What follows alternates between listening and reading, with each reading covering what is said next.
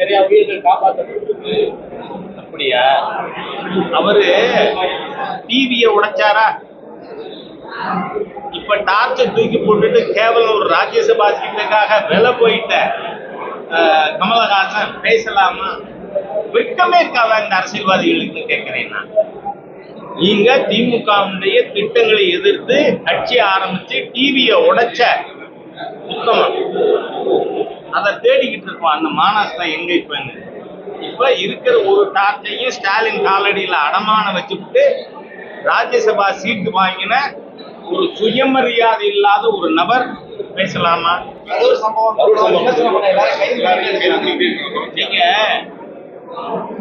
இன்னைக்கு மாநிலத்தில் இருக்கிற மோஸ்ட் பாசிஸ்ட் கவர்மெண்ட், மிகப்பெரிய பாசிச அரசாங்கம் சொன்னா அது திமுக தான்.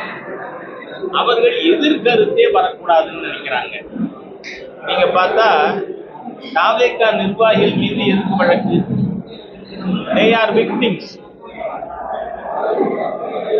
தாவேகா அவங்க கூட்டத்துல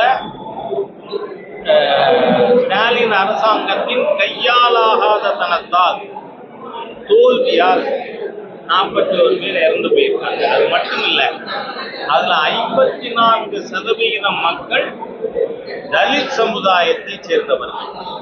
இறந்து போன 41 பேர்ல 54% பேர் தலித் சமுதாயத்தை சேர்ந்தவர்கள். அந்த அளவுக்கு கையாலாகாத அரசு, ஆள துப்பில்லாத அரசு வேற என்ன செய்யும்?